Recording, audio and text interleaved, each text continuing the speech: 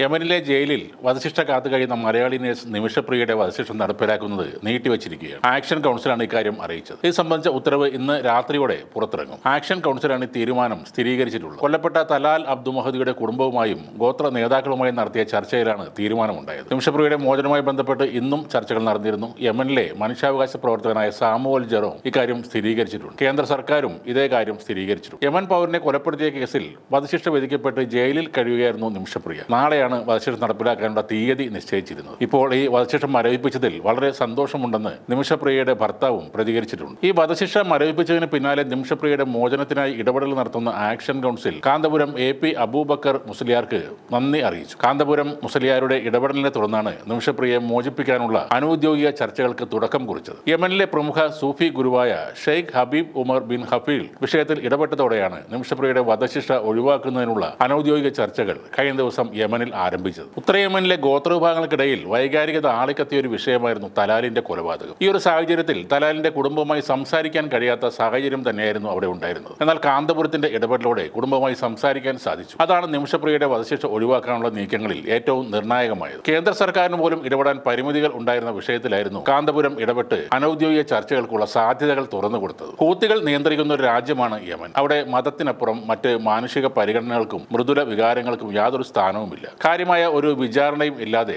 കൃത്യമായ കീഴ്വഴക്കങ്ങൾ ഒന്നുമില്ലാതെ ശിക്ഷ വിധിക്കുന്ന ഒരു പ്രാകൃത രാജ്യമാണെന്നും വേണമെങ്കിൽ പറയാം. ശരിയ നിയമപ്രകാരമുള്ള ശിക്ഷകൾ ഇതര മതവിശ്വാസികൾ കിട്ടുന്ന പരിഗണനയും വളരെ കുറവായിരിക്കും. വിവിധ രാജ്യങ്ങളിലെ എംബസികൾക്ക് പോലും അവിടെ ഒന്നും ചെയ്യാൻ കഴിയില്ല. അത്തരം ഒരു രാജ്യത്ത് കാന്തപുരം മുസ്ലിയാർക്ക് വ്യക്തമായ സ്വാധീനം ഉണ്ടായതുകൊണ്ട് മാത്രമാണ് നിമിഷപ്രിയയെ രക്ഷപ്പെടുത്താൻ കഴിയുമെന്ന വിശ്വാസം ഇപ്പോൾ വന്നിട്ടുള്ളത്. വധശിക്ഷയ്ക്ക് വിധിക്കപ്പെട്ട നിമിഷപ്രിയയുടെ മോചനത്തിനായി താൻ ഇടപെട്ടത് ജനങ്ങൾക്ക് നന്മ ചെയ്യുക എന്നതൊരു കർത്തവ്യമാണെന്ന ബോധ്യത്തിലാണെന്ന് ഇന്ത്യൻ ഗ്രാൻഡ് മുഫ്തി കാന്തപുരം അബൂബക്കർ മുസ്ലിയാർ പറയുന്നു. ഇസ്ലാം വർഗീയ പ്രസ്ഥാനം അല്ല എന്ന് ലോകത്തിന് പഠിപ്പിച്ചു കൊടുക്കലാണ് തന്റെ ലക്ഷ്യമെന്നും കാന്തപുരം പറഞ്ഞു. നിമിഷപ്രിയയുടെ മോചനത്തിനായി നിർണായക ഇടപെടൽ നടത്തിയ ഷെയ്ഖ് ഹബീൽ ഉമർ ബിൻ ഹഫീൽ ലോകത്തിലെ ഏറ്റവും സ്വാധീനമുള്ള മുസ്ലിം പണ്ഡിതരിൽ ഒരാളാണ്. യമനിലെ തരീമിൽ ദാറുൽ മുസ്തഫ ഇസ്ലാമിക സർവകലാശാലയുടെ സ്ഥാപക നേതാവാണ് ഇദ്ദേഹം. അദ്ദേഹമായി കാന്തപുരത്തിന് അടുത്ത വ്യക്തിബന്ധമാണ് ഉള്ളത്. കേരളത്തിലും അദ്ദേഹം നിരവധി തവണ സന്ദർശനം നടത്തിയിട്ടുണ്ട്. മലപ്പുറം മഅദീൻ അക്കാദമിയുടെ ശിലാസ്ഥാപനം നിർവഹിക്കാനാണ് ആദ്യം അദ്ദേഹം വരുന്നത്. താമരശ്ശേരി മർക്കസ് നോളജ് സിറ്റിയിലെ ജാമിഉൽ ഫുതൂഖ് മസ്ജിദിന്റെ ഉദ്ഘാടനം നിർവഹിച്ചതും അദ്ദേഹം തന്നെയായിരുന്നു. കാന്തപുരം AP അബൂബക്കർ മുസ്ലിയാർ അസുഖബാധിതനായപ്പോൾ അദ്ദേഹത്തെ സന്ദർശിക്കാനും ഹബീബ് ഉമർ ഇന്ത്യയിലെത്തി. ആ സൗഹൃദമാണ് ഇപ്പോൾ നിമിഷപ്രിയയുടെ